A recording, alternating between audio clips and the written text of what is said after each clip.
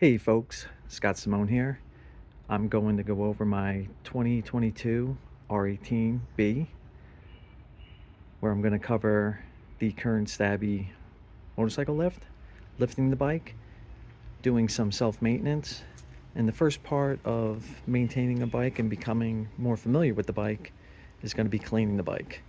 A couple things here. I just recently went to the BMW shop where I bought the necessary fluids, filter, and wrench. That's the BMW 541 oil filter and the 554 oil filter wrench.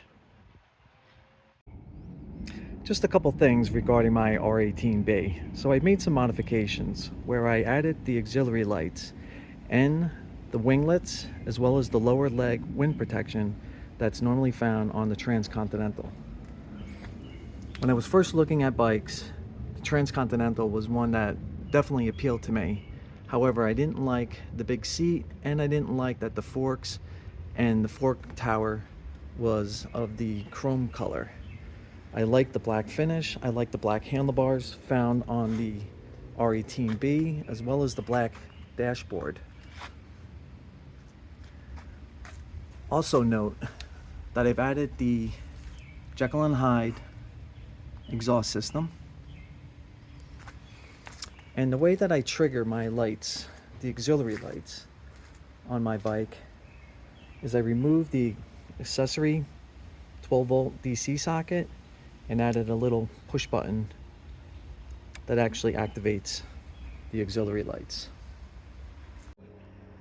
So set up in front of me is the Kern-Stabi X518 bike lift. I use this bike lift for maintaining the bike, especially for lifting the bike, getting both the rear tire and the front tire off the ground, which allows me to spin the tires, get in there with some detailing spray, clean them, get all the brake dust. The Kern-Stabi, it's a pretty robust lift.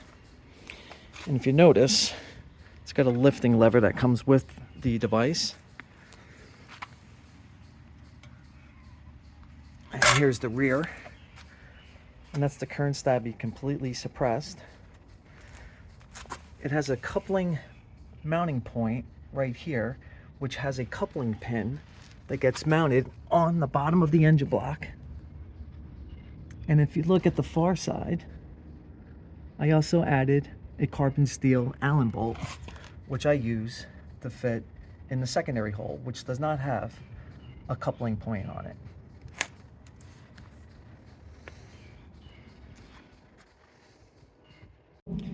So a couple things regarding my Kern-Stabi.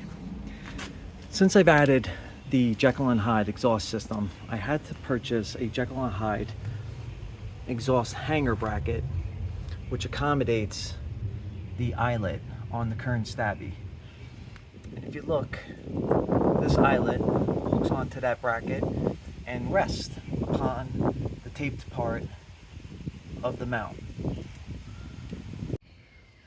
Okay, so I removed the front wheel from the carriage, and that's just held in by this pin that goes all the way through the Kern-Stabi main bracket. You can see the eyelet is now attached to the exhaust bracket for the Jekyll and Hyde exhaust system. Next, I'm going to align the coupling mounting point to the pin that is already pre-mounted on the engine block. Okay, now that the X518 lift is attached to the bottom of the bike, I'm now on the left side of the bike. This is probably one of the more important steps that I think is overlooked. You want to turn your handlebars all the way left. This will prevent the bike from falling away from you when you go to lift the bike. I brought the lifting lever and I brought the front wheel carriage over to the other side of the bike. First, I'm going to lift the back wheel off the ground. Once the back wheel is off the ground, the bike will be vertical or perpendicular to the ground. Then I will be able to attach the front wheel assembly I'll put the pin through the front wheel assembly, attach it to the Kern-Stabi lift, and then I will be able to lift the front tire.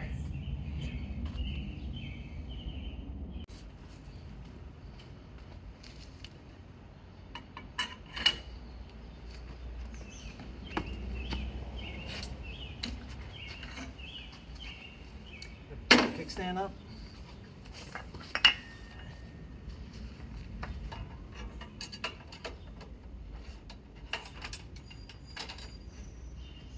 Install the front wheel carriage,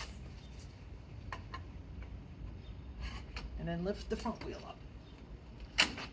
And if you notice, so I'm going to go ahead and clean my wheel. Everything is available. Okay, now that the bike is up and it's up vertical, there's a couple things here. One, this allows me to check my oil levels, and I can verify, looking through the glass eye, that my oil level is what it is because the bike is now vertically mounted. This also allows me to take a standard floor jack, place it underneath the bike, and the purchase point will be the actual Kern-Stabi lifting bracket. This allows me to lift the bike up even higher if I need to get to some hard to get areas. Okay, so I've put the lifting jack on the Kern-Stabi frame, and you can see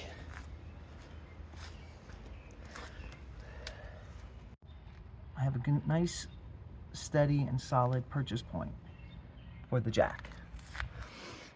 My jack surface also has holes in it that allow me to put safety straps so that I could tie the bike down so that when I do lift it, I can keep that lift and the bike in a stable environment.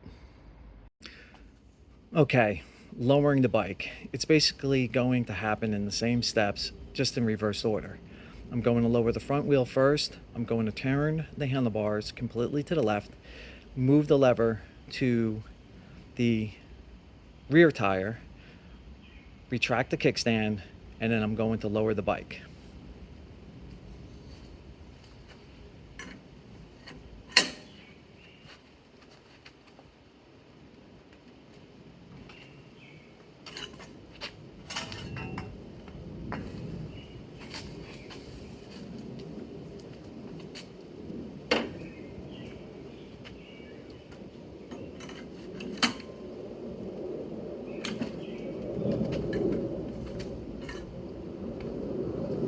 All that's left is now just removing the Kern-Stabi from the underneath of the bike, and we're done.